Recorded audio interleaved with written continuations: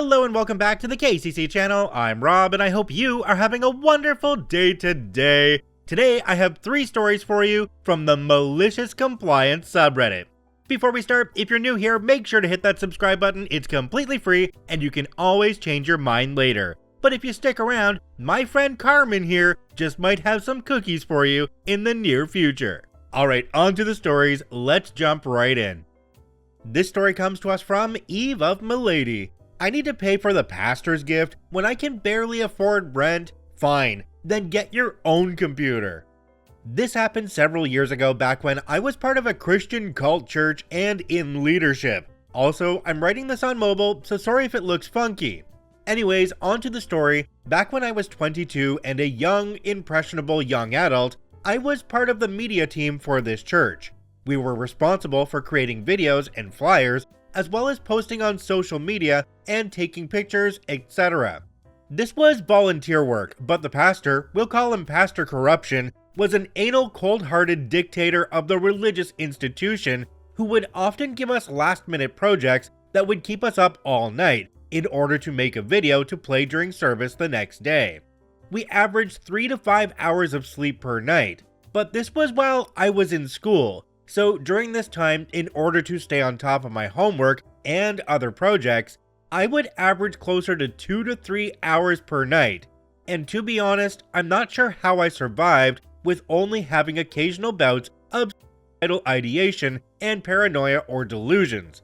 Pastor Corruption loved money. He had a giant 6-bedroom house for himself and his wife, only complete with heated driveways and the latest model Cadillac, which sat atop of said driveway. The church building itself was overinflated, which sat close to 1,000, but maybe had a congregation of only 400 or so.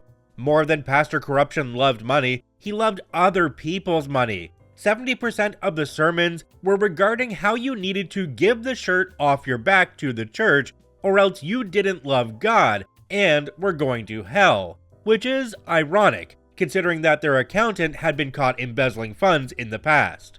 This went beyond teas, which was 10% of what you make, and included pledges, fundraisers, giving for church events, and going to retreats that made a profit from the attendees. Pastor Corruption and his pack of goons, aka associate pastors, who also shamed you for not giving money and being poor, would openly brag about how God blessed them after these rounds of extortion. Well, one day, it is near Pastor Corruption's birthday, and his pack of goons decided that the pastor's car from last year's model was too old, and he needed a brand new car. They took a pledge from all the ministry departments to pay for said car. The minimum pledge you were allowed to make was $300, and the media team was no exception.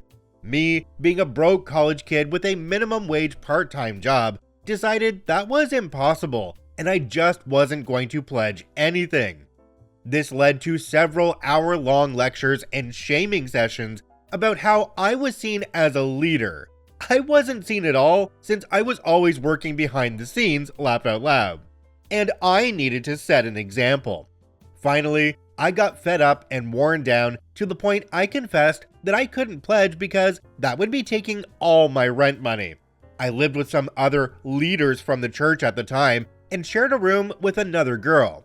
$300 doesn't seem like a lot now, but at the time, for not even having my own space or a place for my bed, this was highway robbery, especially for a broke college kid. A girl who lived with me, who also was lecturing me, told me just pledge the money anyway, and I can pay rent later. Welp, I was coerced into giving the $300 for Pastor Corruption's stupid car, and now he had 2 brand new Cadillacs sitting in his heated driveway. 3 days after rent was due, the girl who lectured me about pledging comes up and asks me for the rent money. The conversation basically goes like this. I don't have it yet. What do you mean you don't have it? I gave you 3 extra days to figure out something. What am I supposed to do? Pull it out of thin air? Maybe you should be more responsible with your spending. I've spent $2.16 on myself in the last 3 weeks, and it was to get a coffee, so I don't crash my car while driving because of lack of sleep. I'll give you until the end of this week, but you can't expect us to cover you any longer than that. You're being extremely selfish. Now, on top of worrying about juggling projects between school and the church, I need to worry about not getting evicted. Then I come up with a plan. I'll just pawn my laptop.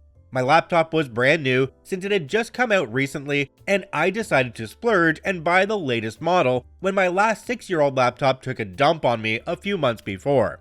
I used it for schoolwork, but they had labs I could use on campus that would help me get by. However, the other thing I used it for was media projects for the church. You know how Pastor Corruption likes money? Well, he didn't like spending money. So the media team had a 13-year-old desktop that was overloaded with files, which severely slowed down its already laggy performance, and caused it to take several hours to render videos, if they didn't fail or corrupt. When I had gotten my laptop, it was fairly decent at rendering large video files in under 10 minutes, and had amazing clarity and graphics. So they had convinced me to switch to using my laptop for all things media related, rather than using the decade-old desktop. I didn't mind because it didn't interfere with my schoolwork that much, but all the templates for social media and other video and files were on my laptop now, meaning every week I was responsible for getting everything updated and handing off the final version of the file to the head of the media team. The girls I lived with would help me edit these files when we were home, and were the leaders of the media team. This means that all the recent files of projects they needed were on my laptop, and no backups were made on the church-owned desktop. I pawned my laptop, got the rent money, and paid the leader without saying anything about how I managed to get the money in a single day. Saturday night rolls around, which is usually when we worked on the video files we needed for the next day, and they ask me where my laptop is so we can get started. I don't have it. Where is it? I pawned it. What? I pawned it. Why? I needed to pay you rent. I had no other way to get you the money. I couldn't afford the pledge, but you graciously gave me an extra 3 days to pay it and make up for my rent I used to pay for the pledge. This is one of the most valuable items I own, so I figured it was the quickest way to repay you. At this point, they start freaking out. They want to go get the laptop out right then, but the pawn shop was closed. So they rush to the church and fire up the Dino desktop and desperately try to recreate the videos we needed from scratch. However, they have no backups since mine was being exclusively used, and the programs and versions that I was using versus what the Dino had were completely different. Think Adobe CC versus Final Cut Pro. In the end, we didn't have anything ready in time for service that Sunday morning, and the entire media team got yelled at by Pastor Corruption. I got double yelled at by the leaders on the media team, but it was worth it to see them panic. Several months later, I ended up leaving the church altogether and was nice enough to give them all the files of stuff I had on my laptop. My only regret is being so amicable when I left, because F that place and F Pastor Corruption. However, last I heard, most of the people I knew there have left, and the church has downsized considerably and moved buildings. I assume they never got a new desktop for the media team after I left. This is one of the many outrageous aspects of this church, but it made me never want to deal with organized religion again, and now I'm mostly agnostic. Jumping down to the comment section below, we have one from a user called TJamesV. It says, "You're being extremely selfish, because I gave my rent money to the pastor so he could have another brand new car. Explain this to me." Another commenter down below called Squirreltail said, "Ugh, prosperity gospel, folks. Good people are rewarded with happy, prosperous lives. Anyone who's struggling is therefore a bad person being punished. They didn't see you as being a poor person in need of more help than their leader. They saw you as a bad person who was probably perfectly able to pay but was too selfish to contribute. After all, they tell the folks that it doesn't matter if they're not able to afford the teeth because God will reward them 10 times as much for being good people. It's absolutely toxic. After being treated like that, I'm pretty sure they wouldn't receive a single darn file from me.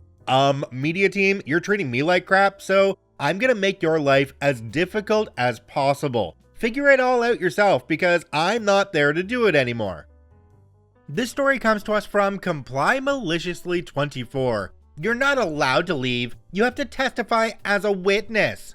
This just happened about an hour ago, but here's the backstory, it's a long one. About 2.5 years ago, my apartment was broken into during a camping trip. Some things were stolen, including multiple pew-pews. A year and a half ago, one of my pew-pews was found with some kids selling substances in a small city right over the border of the next state. The plea deals fell through, and the girl the cops had initially mentioned was going to trial. I receive a letter in the mail telling me of the court date and location, but it is explicitly not a summons. Whatever, I want my pew-pew back sooner than later, so I go. Both the prosecutor and the assistant prosecutor are out sick, one with COVID. They make us hang around for a while for no reason, and eventually I just leave. They didn't like that, but whatever. Being there was legally voluntary. I tell them they can mail me the new date and I'll deal with it then. 3 weeks go by and here we are this morning. I get home from work and I check my mail. There are 2 letters, one for the first girl and another's for a guy I know is just an accomplice from the updates about the girl. His trial is today and hers is tomorrow. I go to the courthouse 40 minutes away and let them know I'm here, everything is fine. They bring in the jury pool and spend 2 hours getting down to 7 jurors. The trial starts and we're just patiently waiting. 4 cops and 1 other civilian victim or witness. They tell us, no worries, this will be super quick. They basically just need to ask if it's the pew-pew I reported stolen and I'll be on my way. They call in all the cops who are getting paid this whole time first. It's now 1 p.m. I've been up for 24 hours on 3 hours of sleep the day before, after working a 12+ hour overnight shift. My entire body is cramping. I'm super uncomfortable. I'm exhausted. I last ate at 10 p.m. The assistant district attorney comes out and tells us they're taking an hour lunch break. I tell her I can't stay and I need to leave. She tells me I'm not allowed to. I already presented as a witness to the judge. I'd be summoned, I hadn't. They can charge me with this or that. One of the cops tells me they could detain me. The judge could order me after I point out I haven't been summoned, and again, this is voluntary. Basically, they try and strong-arm me when all I want to do is go home. I point out that this guy isn't even who I was told was found with my pew-pew. The assistant DA starts explaining how, oh no, he totally was. I don't know who you heard that from. My local PD mentioned the girl by name originally, giving me all these details about the case, then re-emphasizing, I really must stay, or I'll be charged with a crime. Don't worry though, we'll get you in right away so you can leave soon. Soon being in more than an hour minimum. Here's the thing, the judge issued a sequester order first thing in the morning before jury selection. I say fine and wait. Here comes the single greatest act of malicious compliance I've ever committed in my life. All the attorneys come in, all the jury comes in, the judge makes me swear to tell the truth, I do. As soon as I finish, I blurt out the prosecutor broke the sequester and was telling me about the case during the break. Stop, everyone except the lawyers out, including me.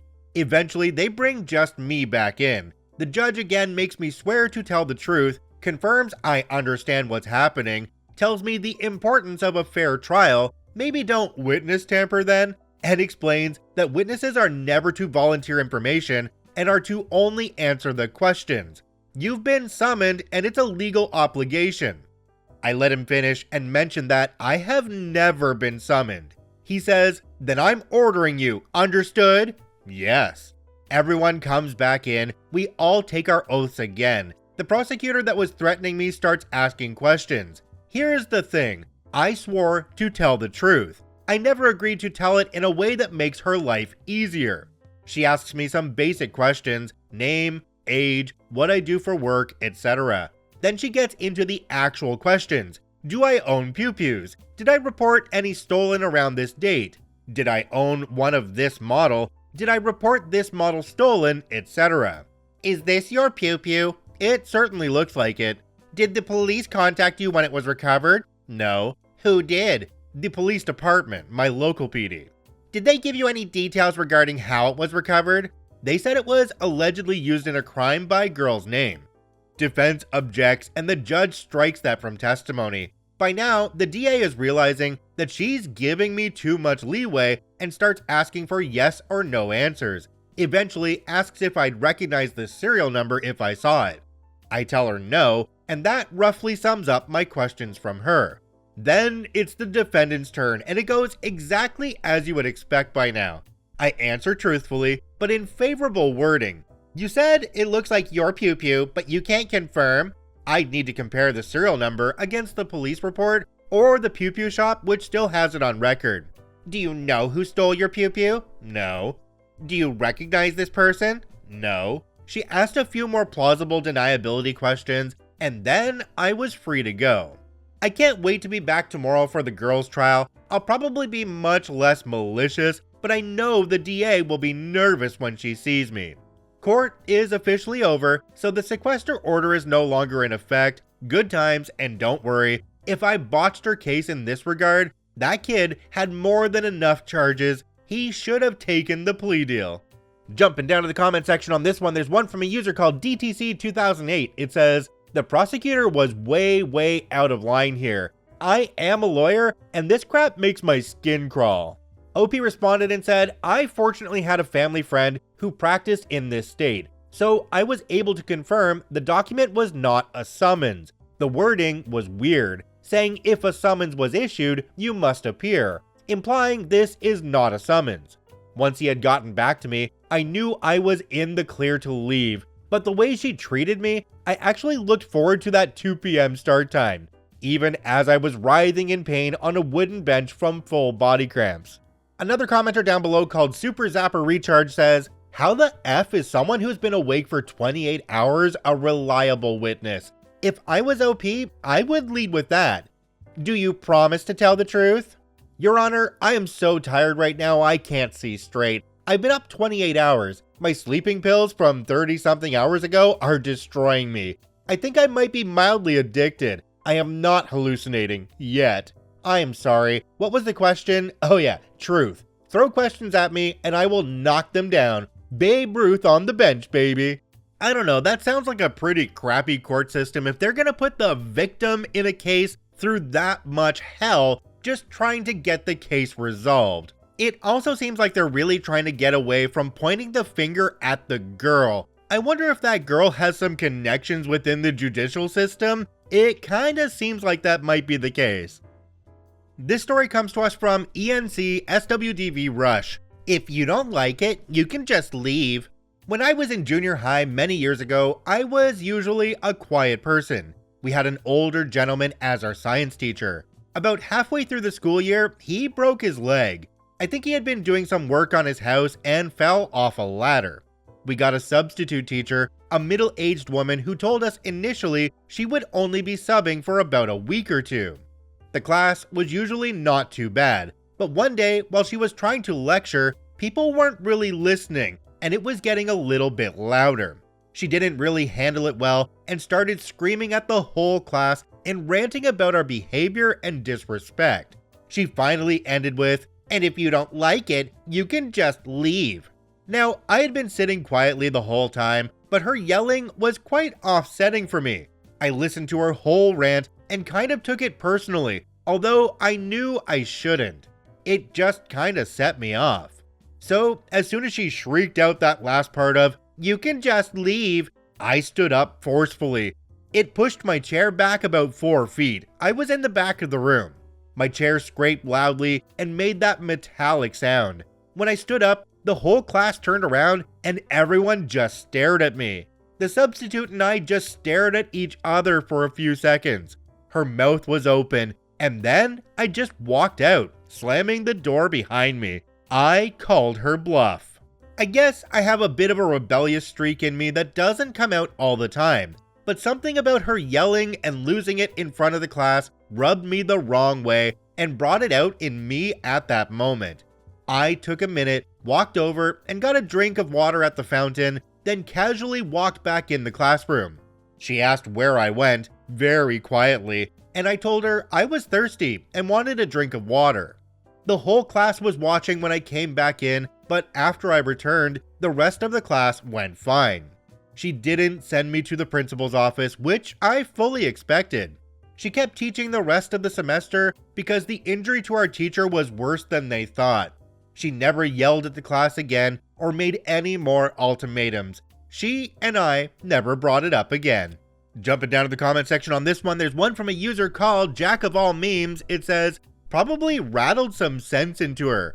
OP responded and said, "I kind of think I did. Never make threats or challenges you aren't willing to follow through on." I'm actually really surprised that other people didn't walk out with you, because when you have a teacher like that that's way too high up on their own horse, they need to be put in their place. And a bunch of people doing this at the same time, maybe not even going to the water fountain, but marching on down to the principal's office, that would have sent a very clear message. Really surprised that nobody followed you out.